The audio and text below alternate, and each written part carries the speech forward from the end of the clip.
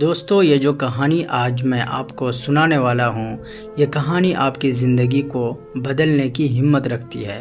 بس شرط یہ ہے کہ اس کہانی کو آپ کو تھوڑا دھیان سے سننا پڑے گا۔ 12 سال بعد ڈوبی ہوئی بارات زندہ ہو گئی۔ پہاڑوں کے بیچ میں ایک چھوٹا سا گاؤں تھا جس کے قریب ایک خوبصورت جھیل پھیلی ہوئی تھی۔ گاؤں کی زندگی سادہ اور پرسکون تھی، لیکن اس کے سینے میں ایک خوفناک کہانی دبی ہوئی تھی جو گاؤں والوں کی روحوں پر سایہ ڈالے ہوئے تھے۔ یہ کہانی ایک بارات کی تھی جو برسوں پہلے اس جھیل میں ڈوب گئی تھی۔ یہ کہانی آج بھی گاؤں میں عام تھی۔ اس دن بادلوں نے آسمان پر سیاہ چادر تان دی تھی اور بجلی گونج رہی تھی۔ ایک دلہن کی بارات جھیل کے پار ایک گاؤں کی طرف جا رہی تھی کہ اچانک شدید طوفان آ گیا۔ بادل گرجنے لگے، ہوا زور سے چلنے لگی اور باراتیوں نے جلدی سے جھیل پار کرنے کی کوشش کی، لیکن طوفان نے کشتیوں کو الٹ دیا اور باراتی پانی کی گہرائیوں میں غرق ہو گئے۔ کوئی بچ نہ سکا۔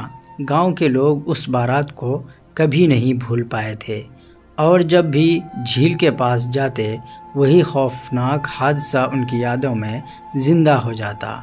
سالوں بعد اس حادثے کی یادیں دھندلا پڑ چکی تھی، مگر خوف جھیل کے پانیوں میں ابھی بھی تیرتا محسوس ہوتا تھا۔ ایک دن گاؤں کے بچے کھیلتے کھیلتے جھیل کے کنارے پہنچ گئے۔ جھیل کے پانی میں عجیب سی حرکت ہو رہی تھی، جیسے کوئی چیز نیچے سے اوپر کی طرف ابھر رہی ہو۔ بچے خوف زدہ ہو کر بھاگ گئے اور گاؤں والوں کو بتایا کہ جھیل میں کچھ عجیب ہو رہا ہے۔ گاؤں والے پہلے تو ہنسے، مگر پھر جب ہر رات جھیل سے عجیب سی روشنی نظر آنے لگی تو خوف بڑھنے لگا۔ بزرگوں نے کہا کہ شاید وہ ڈوبی ہوئی بارات زندہ ہو رہی ہے۔ لوگ جھیل کے قریب جانے سے کترانے لگے اور کہانیاں مزید پھیلنے لگی۔ ایک رات چاند کی روشنی میں جھیل کے کنارے ایک نوجوان لڑکا عرفان بیٹھا تھا۔ عرفان کی دادی اس حادثے کی واحد زندہ بچ جانے والی گواہ تھی جو برسوں سے بارات کی کہانی سناتی آئی تھی۔ عرفان کو ہمیشہ یقین تھا کہ اس کہانی کے پیچھے کچھ اور راز ہے۔ اس رات جب جھیل سے روشنی پھیلی نظر آئی تو عرفان نے فیصلہ کیا کہ وہ سچ جان کر رہے گا۔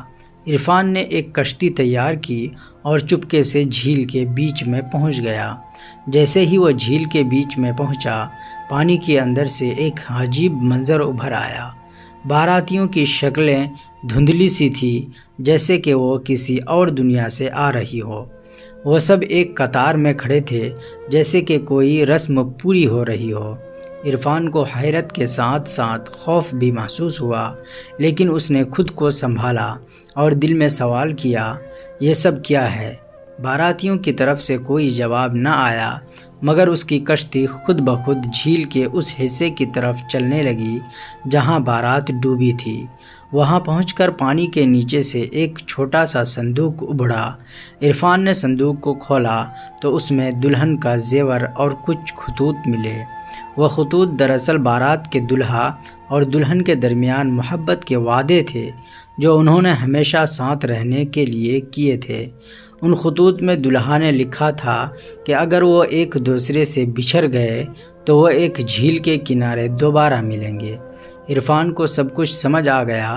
وہ بارات روحانی طور پر اپنی منزل تک پہنچنے کی کوشش کر رہی تھی، اور وہ خطوط ہی اس بارات کی روحوں کو آزاد کر سکتے تھے۔ عرفان نے خطوط جھیل کے پانی میں بہا دیے۔ فوراً ہی باراتیوں کی شکلیں پانی میں گھل گئی اور جھیل کی سطح بالکل خاموش ہو گئی۔ گاؤں والوں نے اگلی صبح جھیل کو پہلے جیسا پرسکون پایا، اور اس کے بعد کبھی بھی جھیل سے کوئی عجیب روشنی نہیں نکلی۔ یوں سالوں بعد ڈوبی ہوئی بارات کی روحیں اپنی آخری منزل تک پہنچ گئی اور ہمیشہ کے لیے آزاد ہو گئی۔ اسٹوری پسند آئی ہو تو ویڈیو کو لائک اور چینل کو سبسکرائب کریں۔